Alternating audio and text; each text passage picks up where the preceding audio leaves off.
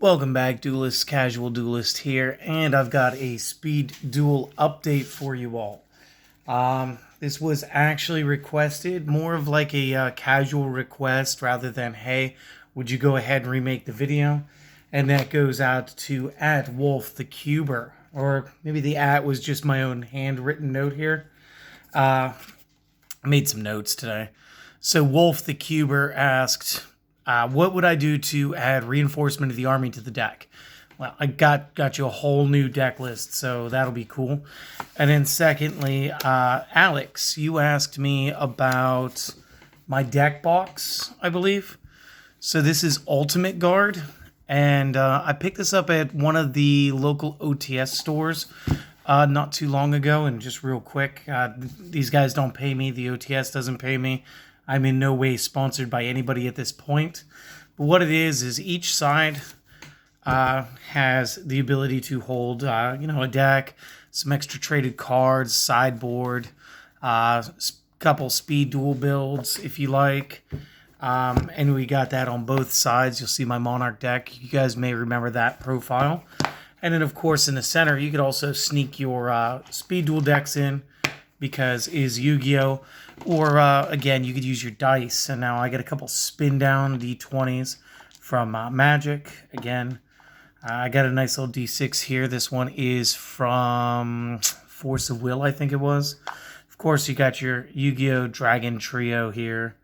Hermos, Critias, and Timaeus. I don't remember the game that this little D6 came from, but again, it's nice and rounded off, so it rolls a little bit better. And these two marbled ones were a game that was American made, and even though they announced like they were going to have like 3 expansions right off the rip, the game never took off. But the game was called Monster Tykes if you guys want to do your homework. But you can hide your dice in there, or again, since it's Yu-Gi-Oh, you guys can go ahead and hide your speed deck in there. That's just a garbagey little extra deck. Wouldn't even worry about that. So that's enough about that. So Alex, I hope that answers your question. It's Ultimate Guard. I want to say that ran me $20-$30. And nah, it's a heck of a deck box. It's 3 magnetic sections. It's pretty awesome. If you guys want to see like a whole thing later on, like what I use, what I carry and stuff, I'll do a video for you. That's fine. But let's get into this deck profile, because not everybody's here for everything else. So real quick, this is the Royal Flush build again. One more time for the one more time. So again, we are going to be using Yami Yugi's Royal Flush skill. Let's go ahead and set that B-boy right there. The monsters, it's going to be a 9 count. We're going to use the 3 jacks, the 3 kings, and the 3 queens. Here's where things get a little swifty, guys. We went ahead, we added 2 Books of Moon. We added the 1 Cosmic Cyclone. I'm running 3 copies of the Fusion Recycling Plant, 1 copy of the Polymerization. Great tech right there. We're going to be using 1, 2, 3 copies of Reinforcement of the Army, and of course 1 copy Waking the Dragon. And this is all your main deck. That's a 20 card count. Let's go to the extra. 1, 2, 3 Arcana Knight Jokers. 1 Blue Eyes Ultimate Dragon. 1 Ryu Senshi, and 1 Thousand Eyes Restrict. That's right. I'm adhering to the PDF file online now. I'm building the 6 card extra decks. I did not put together a side deck. However, here are some options you guys could use. You guys could use Nobleman of Crossout. You could use additional copies of Polymerization, an additional Book of Moon. You guys could use the Adhesion Trapples, because I know it's something I like. You guys could use the White Elephant's Gift for the draw cards. You could tech in another Waking the Dragon. You could add Zoma the Spirit, and you could run Diffusion. Problems with those? Diffusion is going to fall apart against a lot of the machine decks, which are the ones that are going to want to use it more due to spellproof armor. Zoma the Spirit's really there for like the inner conflict decks, and again, not terribly accessible if opponent already has Jinzo. However, that's why the Book of Moon exists. Waking the Dragon is just really good because everybody who is thinking about Zoma is going to try to Cosmic Cyclone or Night Beam to your back row. And if you have Waking the Dragon instead, then you're going to get one of your fusion monsters, because there's no point summoning anything out of your main deck. The White Elephant's Gift, again, kind of like low-end tech right there at this point. Adhesion Trap Hole, maybe. Again, I'd rather see other cards in there. The Polymerization, I would recommend another one here. There's one play that never came up in playtesting, but that I would see myself doing to somebody, and that is responding to Polymerization with Cosmic Cyclone. No, I'm not negating the Polymerization. What I'm doing is I'm stopping the recycling plant from being able to recycle the singular copy of Polymerization. And for 1,000 life points, maybe that is a good move. Maybe it's not a good move. It's the one reason that you would need to run another Polymerization. The last one, again, Nobleman of Crossout should always be in the side deck if it's not in main. And again, you just don't want to run into cards like Apprentice Magician, Old Vindictive Magician, or any of the other flip effects that might mess you up. So, guys, if you were just here for the updated version of my Royal Flush deck, there it is in all of its glory. Good thing is we got it done in about 6 minutes there. If you guys are enjoying the content, go ahead and consider giving us a subscription. More importantly, please tell your friends about the channel. Word of mouth is what's going to get our views up, which is going to allow me or inspire me to do more videos, maybe more often. And I always love doing these little challenge videos, even though again, this one wasn't a direct challenge, but I took it that way because I wanted to elevate that deck. So that's cool. You guys are free to go. Class is totally dismissed for you. I'm going to talk over the strategy for everybody who doesn't know. So we'll start off with our skill card, Royal Flush. So once per turn, if we control the Queen's Knight, we may pay 1,000 life points to normal summon King's Knight in addition. So this is going to act as double summon for us.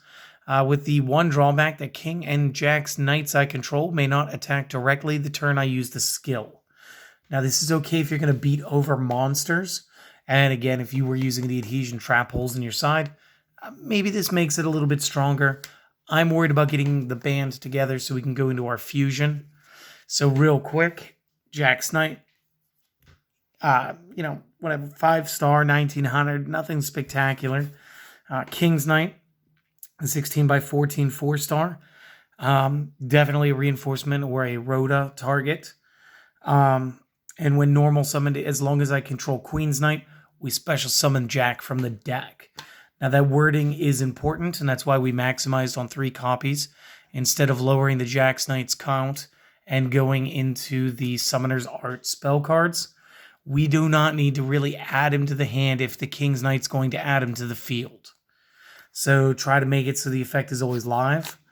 And of course, Queen's Knight, 15 by 16, 4-star. Again, Warrior.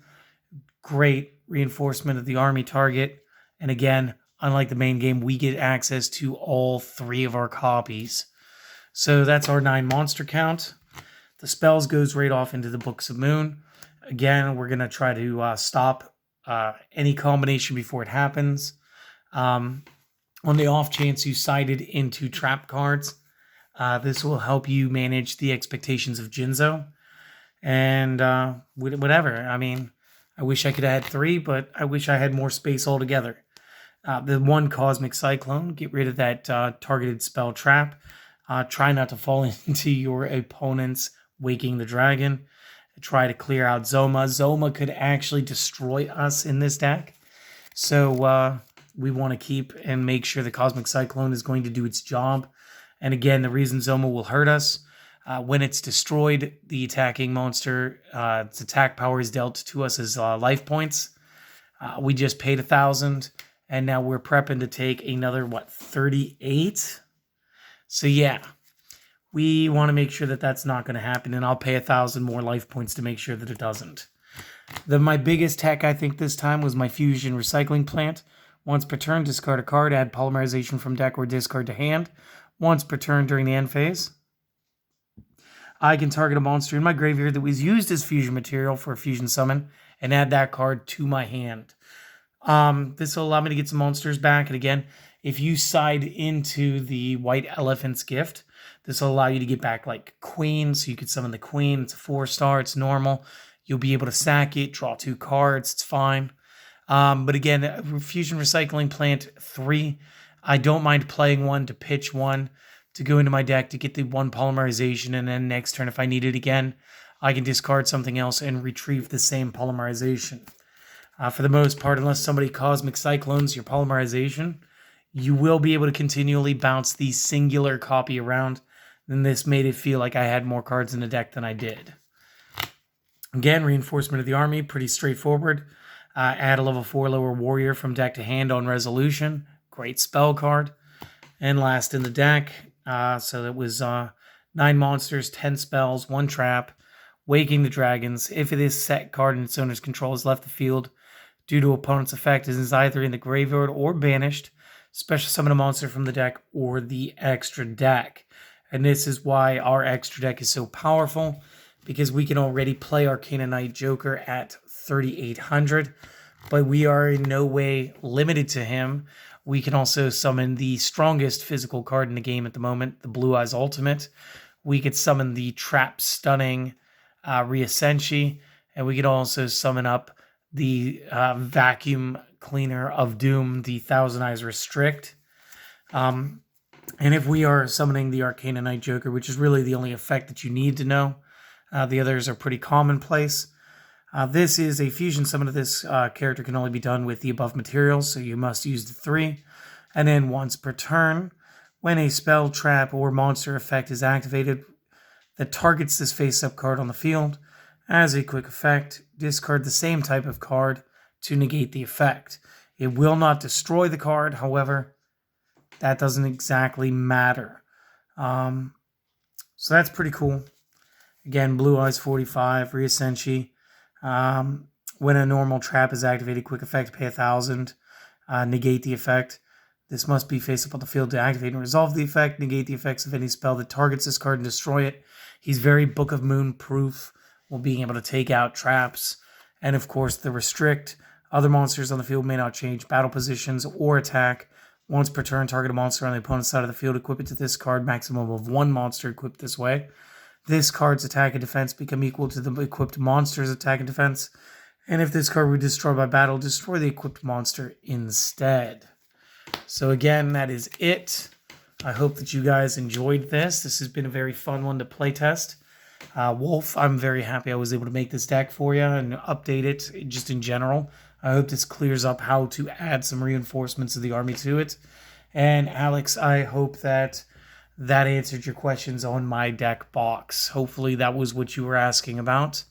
So I'm going to get back to work. I'm going to make some other videos. We're going to have to do one for tomorrow because I got to pick another pair of winners for some free cards. So again, all you got to do is have commented on one of the videos that I uploaded this week. So thanks for watching. I'll see you guys next time.